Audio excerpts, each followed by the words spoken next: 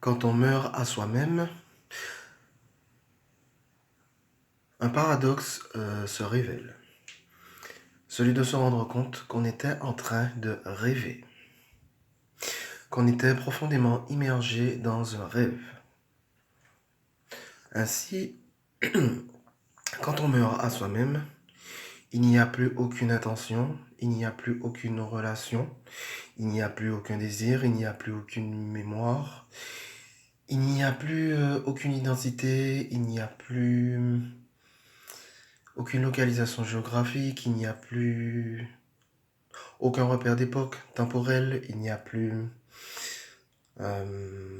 aucune localisation planétaire, il n'y a plus aucune localisation dimensionnelle.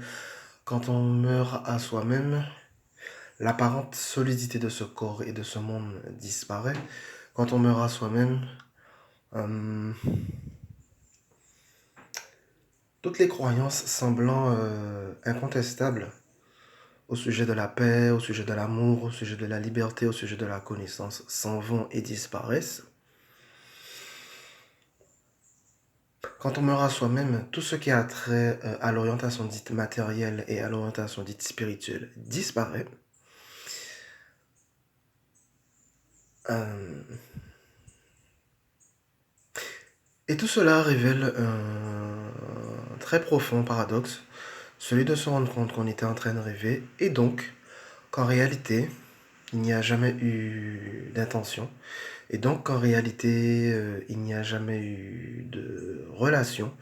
Et donc qu'en réalité, il n'y a jamais eu de désir, qu'en réalité il n'y a jamais eu de mémoire, qu'en réalité il n'y a jamais eu de relation, qu'en réalité il n'y a jamais eu d'identité, qu'en réalité il n'y a jamais eu de localisation géographique, qu'en réalité il n'y a jamais eu de localisation d'époque temporelle, qu'en réalité il n'y a jamais eu de localisation planétaire, qu'en réalité il n'y a jamais eu de localisation dimensionnelle, qu'en réalité, il n'y a jamais vraiment eu toutes ces croyances apparemment incontestables au sujet de la paix, de l'amour, de la liberté, de la connaissance, qu'en réalité,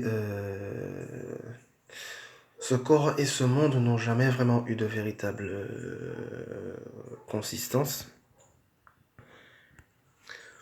En bref, quand on meurt à soi-même, cela permet de se rendre compte profondément, comme je le disais, qu'on était en train de rêver, qu'on était profondément immergé dans un rêve. Des rêves de forme, des rêves de monde, des rêves d'amélioration, des rêves de revendication, des rêves de relation, des rêves de prédation, des rêves de satanisme, des rêves de spiritualité, des rêves de manque, des rêves de désir, des rêves de voyage, des rêves de recherche, des rêves astraux, etc., etc. En bref, quand on meurt à soi-même, cela se permet de se rendre compte qu'on était en train de rêver. Et donc que derrière tous ces rêves, qu'en réalité, qu'il ne s'est jamais rien passé de tout cela. Que derrière tous ces rêves qui étaient un petit peu comme une espèce d'écran de fumée, cela masquait et empêchait de se rendre compte qu'en fin de compte, qu'en réalité, rien n'a jamais bougé, qu'en réalité, il y a toujours eu juste ce point zéro qui a toujours été tranquille et qui n'a jamais bougé, qui ne bougera jamais.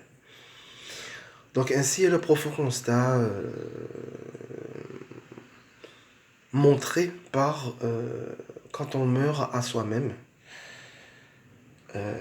permettant aussi de se rendre compte que c'est l'attraction envers tous les rêves de la conscience qui a donné l'impression qu'il n'y avait que ces rêves de la conscience et donné l'impression qu'il n'y avait rien d'autre que cela.